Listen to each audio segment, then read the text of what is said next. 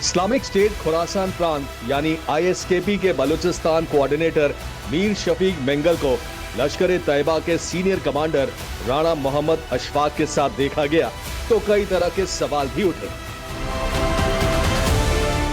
बड़ा सवाल यह है कि इस्लामिक स्टेट खुरासान प्रांत यानी आईएसकेपी का बलूचिस्तान कोऑर्डिनेटर मीर शफीक मेंगल ने लश्कर ए तैयबा के सीनियर कमांडर राणा मोहम्मद अशफाक से मुलाकात किस मकसद से की।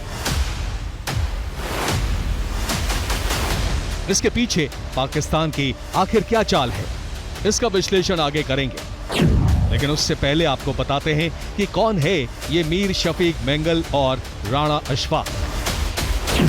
मीर शफीक मेंगल बलूचिस्तान के पूर्व कार्यवाहक मुख्यमंत्री नासिर मेंगल का बेटा है। उसे लंबे समय से आईएसआई का प्राइवेट डेथ स्क्वाड लीडर माना जाता है। वो बलूच विद्रोहियों की टारगेट किलिंग में शामिल रहा है। 2015 से मीर शफीक मेंगल आईएसकेपी के लिए मुख्य फंडिंग और हथियार सप्लाई का काम कर रहा है। वहीं राणा मोहम्मद अशफाक लश्कर ए तैयबा का मौजूदा नाज़िम आला है। राणा मोहम्मद अशफाक ही पाकिस्तान में लश्कर के नए ट्रेनिंग और ब्रेन वॉशिंग केंद्र खोलने का जिम्मा संभालता है। बलूचिस्तान में इस्लामिक स्टेट खुरासान प्रांत यानी आईएसकेपी की सक्रियता बढ़ाने के पीछे पाकिस्तानी सेना और आईएसआई की खास रणनीति है।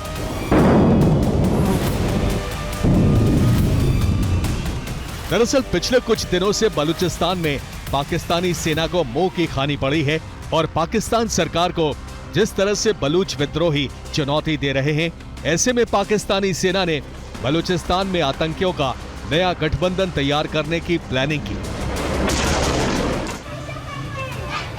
बलूचिस्तान में जिस तरह विद्रोहियों ने अपनी आजादी के लिए पाकिस्तान के खिलाफ लड़ाई छेड़ रखी है, उसकी वजह से मुनीर और शहबाज शरीफ की सत्ता के वजूद पर सवाल खड़े हो गए हैं।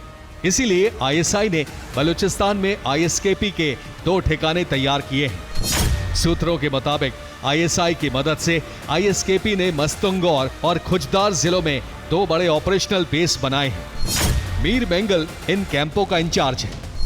हथियारों और पैसों की सप्लाई उन्हीं कैंपों के जरिए होती है। मार्च में बलूच विद्रोहियों ने मस्तुंग कैंप पर हमला कर 30 से ज्यादा आईएसकेपी आतंकियों को मार गिराया था। इसके बाद आईएसआई ने लश्कर ए तैयबा को सीधे हस्तक्षेप करने का आदेश दिया।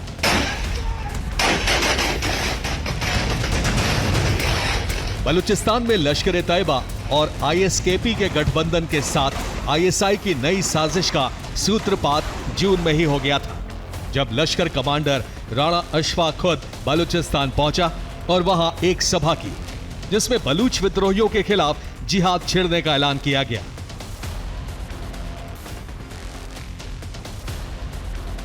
दावा यह भी किया जा रहा है कि अब दुनिया को ब्लैकमेल करने के लिए आईएसआई आतंकियों का इंटरनेशनल संगठन बनाने की कोशिश में है।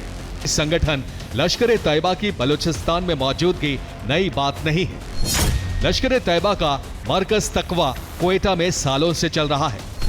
2002 से 2009 के बीच लश्कर का ट्रेनिंग कैंप वही था, जहां इंडियन मुजाहिदीन के संस्थापक यासीन भटकल ने भी हथियारों की ट्रेनिंग ली थी। सूत्रों के मुताबिक लश्कर और आईएसकेपी का ये नया गठजोड़ दक्षिण एशिया की सुरक्षा के लिए भी गंभीर खतरा है। जानकारों के अनुसार आतंकियों का नया गठबंधन बनाकर पाकिस्तानी सेना और खुफिया एजेंसी आईएसआई बड़ा खेल करने की तैयारी में है। तो क्या इस आतंकी गठबंधन के जरिए पाकिस्तान भी ईरान की तर्ज पर अपने प्रॉक्सी तैयार कर रहा है? ये जो आतंकी हैं ये किसी के सगे नहीं है।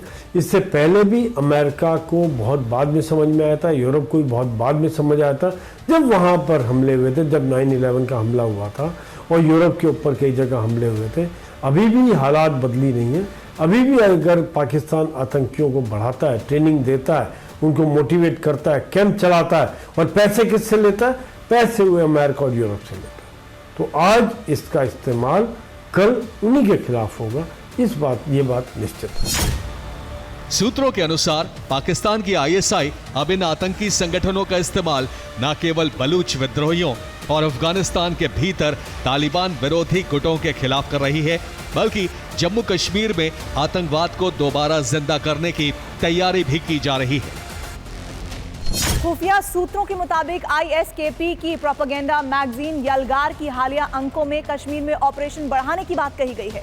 ये इस बात का संकेत है कि पाकिस्तान अब इस गठबंधन को भारत के खिलाफ भी इस्तेमाल करना चाहता है। विशेषज्ञों का मानना है कि ISI अब अलग अलग विचारधारा वाले आतंकी संगठनों को मिलाकर एक साझा नेटवर्क बना रहा है ताकि अपने हाइब्रिड वॉरफेयर एजेंडा को आगे बढ़ा सके।